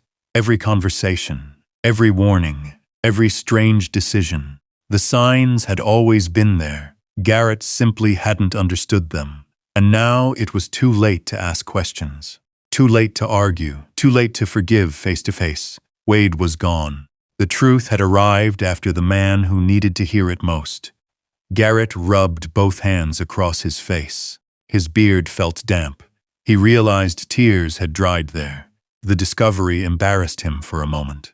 Then he laughed softly. A bitter laugh. The room held enough evidence to destroy every defense he had left. There was no point pretending anymore. Not here, not now, not with Shadow. He looked around again. The hidden room felt different after reading the letter. Before, it had been a mystery. Now it felt personal. Every object suddenly carried emotional weight. Every shelf, every photograph, every journal, a lifetime preserved. Waiting, Garrett slowly stood. His legs felt stiff, heavy. The wooden shelves stretched along the far wall. Dozens of journals filled them, each carefully labeled, each organized by year. Military precision. Always military precision. He pulled one free. The date on the cover stopped him. 15 years ago. Long after Wade disappeared. Long after Garrett believed their connection had ended. He opened it. The first page contained a simple entry. Saw Garrett today. He looked healthy. Still driving that same old truck. Still too stubborn to ask anyone for help. The words struck Garrett like a physical blow. He turned the page. Another entry, another observation, another detail, and another. The realization came slowly, then all at once. Wade had been watching. Not constantly, not obsessively, but enough. Enough to know Garrett was alive. Enough to know where he lived. Enough to know how he was doing. Enough to care. Garrett lowered himself back into the chair. His chest felt tight. The journal rested open in his hands. Another entry caught his eye. Christmas Eve. Saw him buying food for the dog before buying food for himself. Still the same man. Still putting others first. The sentence broke something inside him, because it sounded exactly like Wade. The same dry observations, the same quiet understanding, the same pride hidden beneath plain words. Garrett turned another page, another year, another entry, another glimpse into a life he never knew existed. Shadow remained beside him, watching, waiting. The dog seemed oddly calm, almost content. As though the discovery of the hidden room completed something important, something unfinished. Garrett reached down and scratched behind the shepherd's ears. The familiar gesture steadied him. "How much did you know?" Shadow leaned gently into the touch. No answer, just loyalty. The same loyalty he had offered every day since they met. Garrett looked around again. The room contained more than journals. Photographs filled several boxes. He opened one. Inside were hundreds of images. Some showed mountains, others showed buildings, vehicles, documents, places. Then he found something else. Photographs of himself. Garrett froze. One showed him standing outside a veterans' clinic years earlier. Another captured him walking through a small town. Another showed him working temporary construction jobs. Nothing invasive, nothing threatening, just evidence, proof. Wade had been there nearby, watching from a distance, making sure Garrett survived. The realization hurt in a way Garrett struggled to describe. Because the man he thought abandoned him had never really left. Not completely, not even once. Hours passed. The snow continued falling. The fire in the cabin burned low. Time lost meaning. Garrett moved from journal to journal, letter to letter, memory to memory, each one revealing another piece of Wade, another sacrifice. Another year of silence endured for Garrett's sake. One journal contained an entry written shortly after Garrett left military service. Today was hard. He thinks I betrayed him. Maybe he always will. But he's alive. That has to be enough. Garrett stopped reading. The page blurred. He stared downward, unable to continue, because suddenly he understood something he had never considered. Wade suffered too. Not just Garrett. Not just the people left behind. Wade carried the burden every day. The loneliness, the secrecy, the hatred. He accepted all of it, willingly, and never defended himself. The realization felt unbearable. Garrett leaned back in the chair, closed his eyes, and finally stopped fighting the grief. The tears came quietly, without drama, without resistance. Years of anger dissolved into something far more painful. Loss. True loss. The loss of time, the loss of understanding, the loss of conversations that would never happen, the loss of a man who had loved him enough to disappear. Shadow immediately moved closer. The shepherd rested his head on Garrett's knee, the same gesture he had offered after firefights, after funerals, after nightmares. Always there, always present. Garrett wrapped one arm around the dog. For a long time, neither moved. The hidden room remained silent. Outside, darkness deepened. Inside, healing began, slowly, painfully, but genuinely. Eventually, Garrett noticed another stack of letters. Unlike the journals, these were sealed. Dozens of them, each addressed to him, each dated. Birthdays, Christmases, milestones, years, entire years. He opened one carefully. Garrett, you turned 40 today. I wanted to call. I wanted to hear your voice. Instead, I spent the morning watching the mountains. I hope you're somewhere beautiful. The letter ended there.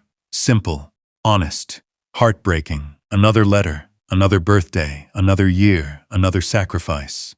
By midnight, the desk was covered in pages, letters, photographs, memories, evidence of a relationship that never truly ended. Garrett sat quietly among them, emotionally exhausted, completely changed. Outside, the snowfall finally began to slow. Moonlight filtered through the storm clouds. Soft silver light touched the hidden room.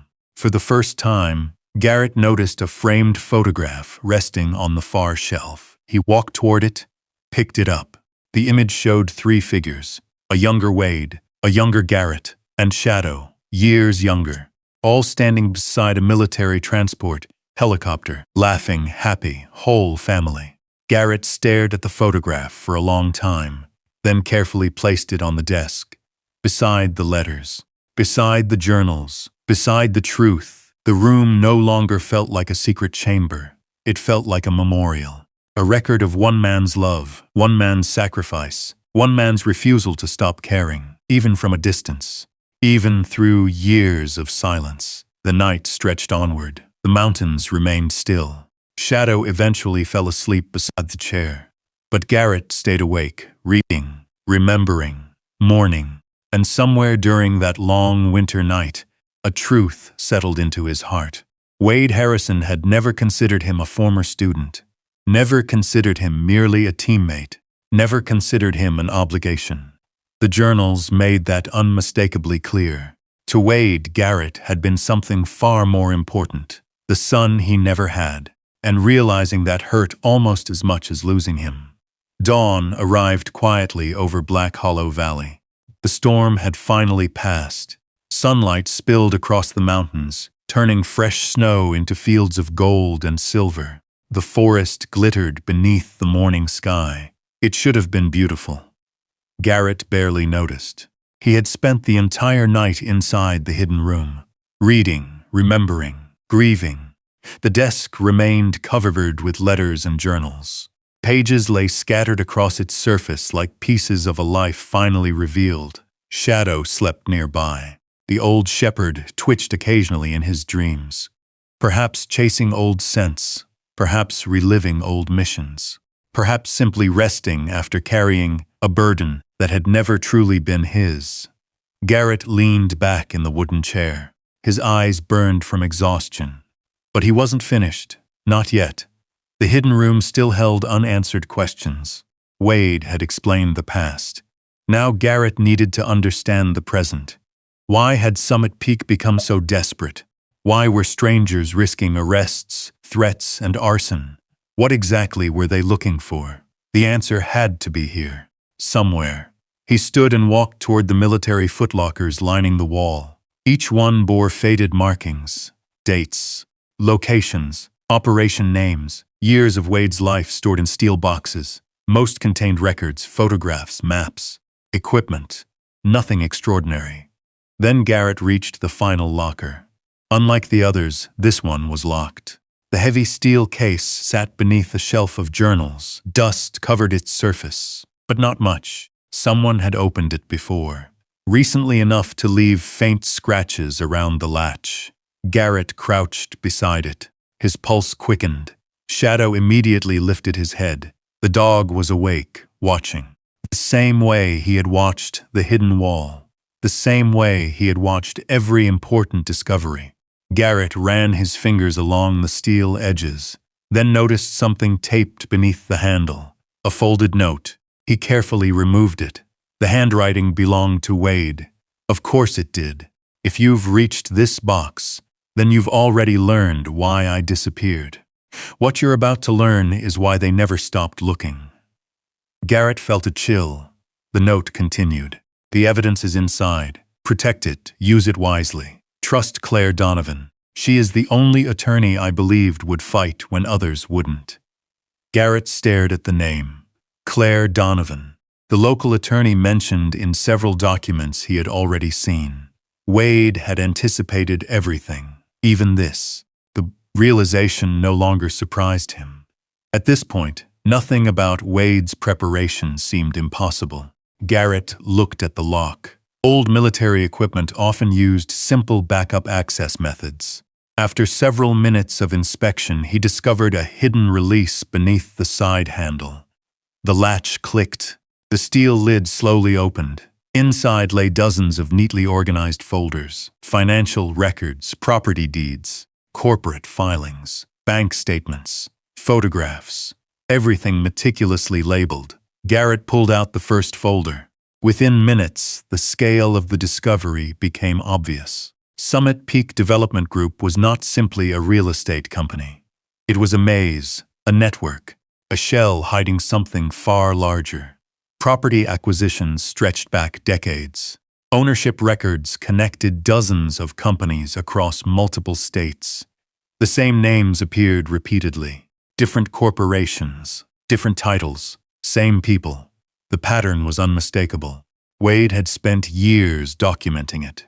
Garrett opened another folder, then another, and another.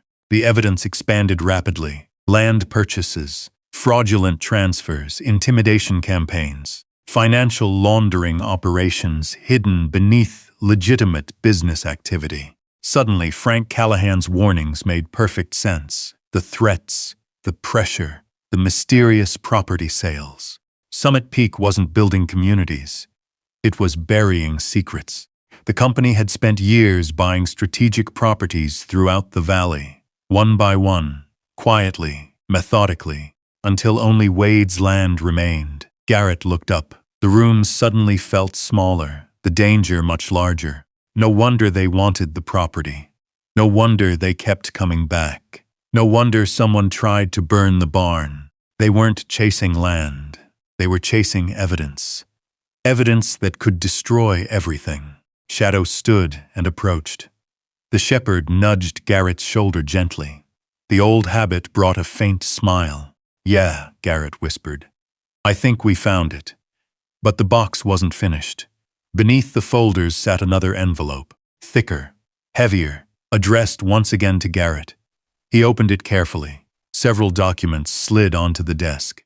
The first one stopped him cold, a trust agreement. His name appeared throughout. Garrett Cole, beneficiary, trustee, owner. He read it twice, then a third time. Disbelief spread across his face. Wade had established the trust years ago. The property, the cabin, the land. Everything had already been legally secured, protected, shielded from seizure. Protected specifically for Garrett. More documents followed. Investment accounts, savings records, certificates. Wade had been quietly building something. Not wealth, a future. Garrett continued reading. Account balances appeared. Numbers, then larger numbers. His breathing slowed. He checked again. Certain he had misunderstood. He hadn't. The total exceeded several $100,000. Not millions, not unimaginable wealth. Something far more meaningful. Enough. Enough to restore the property. Enough to pay legal fees. Enough to build a life. Enough to stop surviving and start living. Garrett sat heavily in the chair. The room spun slightly. Not from the money. From the intention behind it. Every dollar represented years of planning. Years of sacrifice. Years of Wade refusing to give up on him. The inheritance had never been the cabin. The inheritance had never been the land. The inheritance was opportunity. A second chance. A future. The very thing Garrett thought he had lost forever. Outside, sunlight filled the valley. The snow reflected brilliant white light through the cabin windows. For the first time since arriving in Black Hollow, the property looked alive, hopeful, as if it had been waiting for this moment too. Shadow moved beside the desk. His tail wagged once, slowly, contentedly. Garrett looked at him, then at the documents, then at the mountains beyond the window. Something inside him shifted, not completely. The grief remained, the loss remained, but beneath it another feeling emerged, purpose. For weeks he had been reacting, following clues, chasing answers. Now he finally knew what Wade had wanted. Protect the evidence. Expose the truth, save the property, build something better. Garrett reached for the final folder inside the locker. It contained contact information, case summaries, detailed instructions, and one final handwritten note. The shortest note Wade had ever written. If you're holding this folder, then they're probably already watching you. Good. Let them watch. This time we finish the mission. Garrett stared at the words. The old fire stirred inside him. Not anger, not revenge. Duty, a sense of responsibility he hadn't felt in years. The mission wasn't over. Wade had simply passed it on. And for the first time since leaving the military, Garrett knew exactly what he was supposed to do next. The hidden room had revealed its second secret. Not just the truth about the past, the roadmap to the future. And somewhere out there, Summit Peak still believed they were hunting a frightened homeless veteran. They had no idea they were about to face a man who finally understood what he was fighting for. Winter slowly loosened its grip on Black Hollow Valley. Weeks passed. The snow retreated from the lower hillsides. Streams reappeared beneath sheets of melting ice. The forest began waking from its long sleep. For the first time in years, Garrett woke each morning with purpose. Not survival. Purpose. The difference mattered. The hidden room remained locked and protected. Every document had been photographed and catalogued. Every journal carefully preserved. Every piece of evidence duplicated and secured. Wade's mission was no longer hidden. It was moving forward. Claire Donovan arrived one bright morning carrying 3 boxes and enough determination to frighten most people. She spread documents across the cabin table, property records, corporate filings, legal briefs, federal contact information. The deeper they dug, the uglier Summit Peak looked. Years of fraud, questionable acquisitions, intimidation campaigns, money moving through complicated networks. The evidence Wade had gathered connected everything. The company wasn't untouchable anymore. For the first time, they were vulnerable. Claire studied one of the files. They never expected someone to preserve all of this. Garrett nodded. They expected Wade to die. They expected his secrets to die with him. The attorney looked toward the hidden room. Instead, he left them to you. Garrett glanced at Shadow. The shepherd lay near the fireplace, watching quietly, as always. No, Garrett said softly. He left them to Shadow. Claire smiled. Maybe both. Outside, life continued changing. The property itself began transforming. The damaged barn received temporary repairs.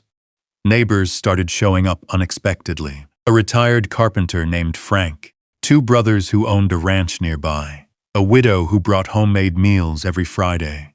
Nobody asked for money. Nobody expected payment. They simply arrived, hammer in hand, toolbox in hand, coffee thermos in hand, helping. The same community Wade had spent years supporting now returned the favor. One board at a time, one nail at a time, one kindness at a time. Garrett wasn't accustomed to receiving help.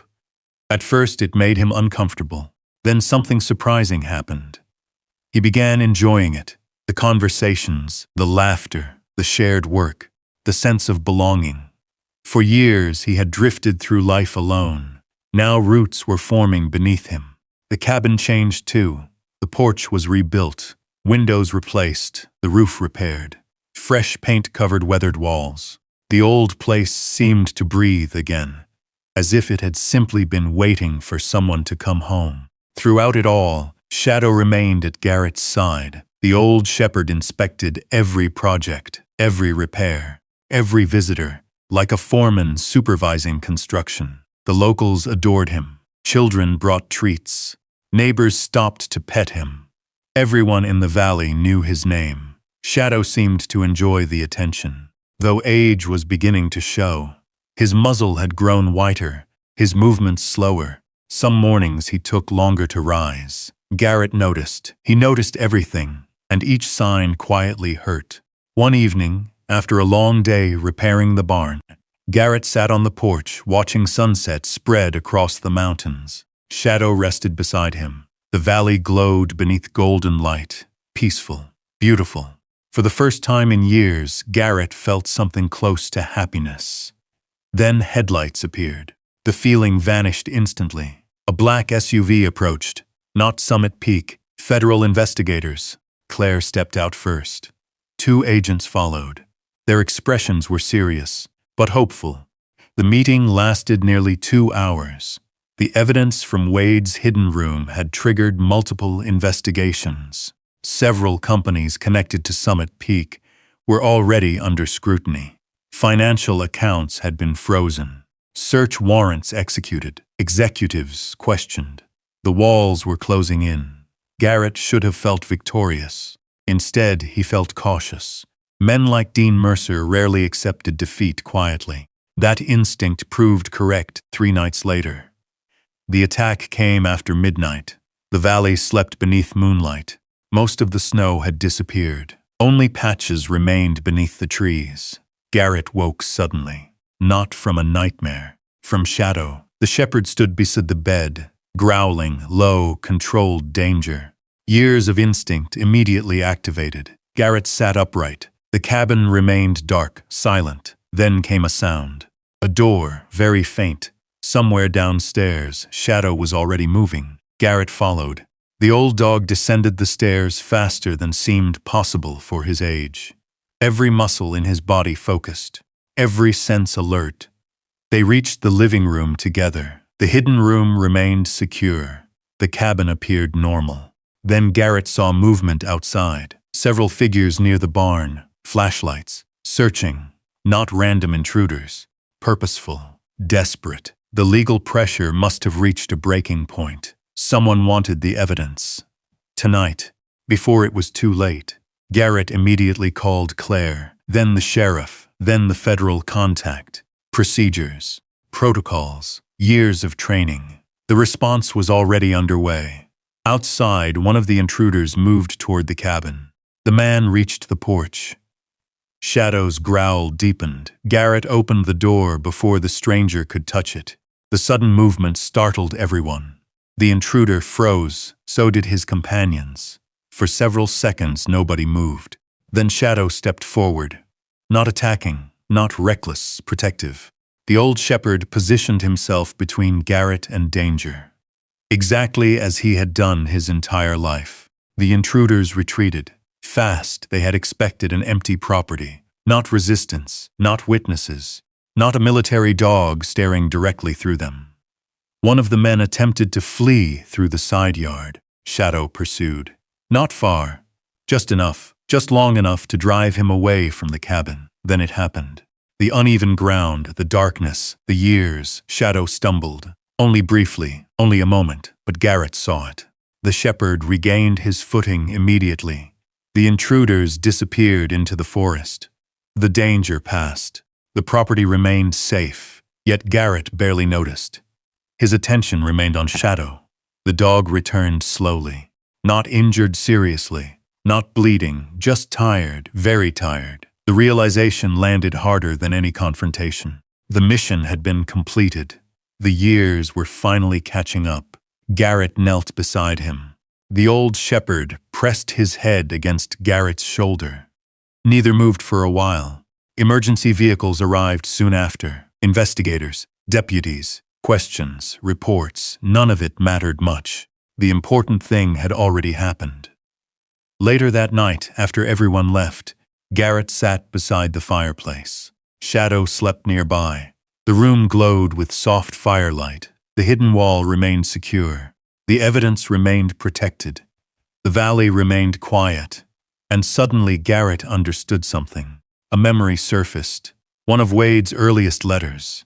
A small detail he had almost overlooked. Shadow knows the room. If anything ever happens to me, trust him. He'll bring you there.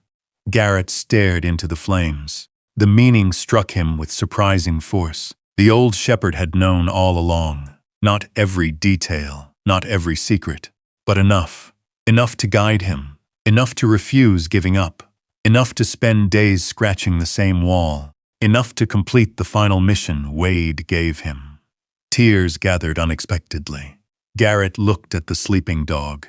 The white muzzle, the tired eyes, the faithful heart. Everything important in his life seemed connected to this animal. War, survival, friendship, truth, home. Shadow had carried him through all of it, and now Garrett finally understood. The dog hadn't merely helped him find the hidden room. He had led him home. Spring arrived slowly in Black Hollow Valley. Snow retreated into the highest ridges. The rivers swelled with fresh mountain water. Wildflowers appeared along the old logging road. The valley seemed to awaken one color at a time. Months passed. For Garrett, they passed faster than any months in recent memory. Life no longer revolved us around surviving until tomorrow. It revolved around building something worth staying for. The investigations moved forward. Federal agents returned several times. Claire Donovan became a regular presence at the cabin. The evidence Wade had protected for decades proved impossible to ignore. Financial records, property transactions, shell companies, hidden ownership structures. Every thread led back to Summit Peak, and eventually the entire web began to unravel. Dean Mercer disappeared from public view. Several executives resigned. Corporate offices were searched. Bank accounts frozen. Properties seized. The company that had spent years intimidating others suddenly found itself answering difficult questions. One morning Claire arrived carrying a thick folder and an exhausted smile. "It's over." Garrett looked up from the porch steps he was repairing. "What part?" "The important part." She handed him the folder. Inside were official notices, court orders, investigation summaries, legal findings. The evidence Wade had gathered had triggered the collapse of the operation. Not overnight, not dramatically, but completely, like rot finally exposed beneath fresh paint. Garrett read quietly. When he finished, he closed the folder. The mountains stretched before him, silent, ancient, unmoved by human greed. Claire studied him. "You don't seem surprised." Garrett smiled faintly. "Wade spent 20 years preparing for this." "Yes." Claire looked toward the cabin. "He did." For a moment, neither spoke. Then Claire asked the question, "What are you going to do now?" Months earlier, Garrett would have had no answer. Now he did. The answer stood all around him: the rebuilt cabin, the repaired barn, the valley, the people, the future. "I'm staying," Claire smiled. "I thought so." After she left, Garrett sat alone on the porch. Shadow rested beside him. The shepherd's muzzle had grown almost completely white. His pace had slowed, his naps had grown longer. Yet his eyes remained exactly the same, wise, steady, faithful. The old warrior still carried himself with quiet dignity, just as Wade once had. Construction continued throughout the summer. The property transformed, not into something luxurious, something meaningful. The cabin became fully restored. The barn became functional again. The surrounding acreage slowly returned to life. Neighbors volunteered time. Businesses donated materials. Veterans from surrounding towns offered help. Word spread, not about the hidden room, not about the investigation, about Garrett, about Wade, about second chances. By autumn, the property had become something neither man originally imagined. A retreat, a place where struggling veterans could spend time away from crowded cities and noisy memories. A place for healing, a place for breathing, a place for remembering they weren't alone. The idea had started small. One cabin, one guest, then another, then another. Soon, the valley welcomed veterans from across the state. Some stayed for days, some for weeks. All arrived carrying burdens, many left carrying less. Garrett understood them, because he had once been exactly where they were, lost, angry, disconnected, waiting for something he couldn't name. Now he helped others find it, just as Wade had helped him, just as Shadow had. One crisp October afternoon, Garrett walked through the property with a group of visiting veterans. The mountains blazed with fall colors, gold, orange, crimson. The valley looked almost unreal. One of the younger men paused near the barn. "Beautiful place." Garrett nodded. "It saved my life." The veterans smiled. "I believe it." Shadow walked beside them, slower now, but still proud, still working, still serving. That evening, Garrett sat on the porch watching sunset. The same porch where he had spent countless evenings over the previous months. The mountains glowed beneath fading light. The valley settled into evening quiet. Shadow rested at his feet. The old shepherd's breathing remained slow and steady, peaceful, the way Garrett always hoped it would be. For a long time, he simply watched the horizon. Then he remembered something, an unfinished project. Inside Wade's old office stood a heavy wooden desk, one of the few pieces of furniture never fully examined. Garrett had repaired it weeks earlier, but never completely emptied every compartment. The thought surfaced unexpectedly. He stood. Shadow followed. Together, they entered the cabin. The office smelled faintly of cedar wood and old books. Sunlight filtered through the windows. Dust drifted lazily through golden beams. Garrett opened the desk drawers. Mostly paperwork, pens, maps, nothing unusual. Then his hand touched something, a hidden latch beneath the desktop. His pulse quickened. The compartment opened. Inside lay a single envelope, yellowed with age. Waiting, Garrett stared, then slowly removed it. His name appeared on the front again. One final message. Shadow settled beside the desk, watching quietly, almost knowingly. Garrett opened the envelope. Inside rested a photograph. The image immediately stole his breath. A younger Wade, a younger Garrett, and Shadow. All three standing beside a military transport aircraft, laughing, alive, unburdened, family. Garrett stared at it for a long time. Then he unfolded the note hidden behind it. Only one sentence appeared. "If you're reading this, it means Shadow completed the last mission I ever gave him. Bring Garrett home." Nothing else. No explanation, no instructions, no secrets, just that. Garrett lowered the note, his vision blurred. The room became strangely quiet, because suddenly everything made sense. The hidden room, the property, the inheritance, the letters, the years, even Shadow's obsession with the wall. Wade had trusted the dog, trusted him completely, enough to leave the most important responsibility of his life in Shadow's care. Bring Garrett home. The shepherd slowly approached. His old joints creaked slightly. Age could do that.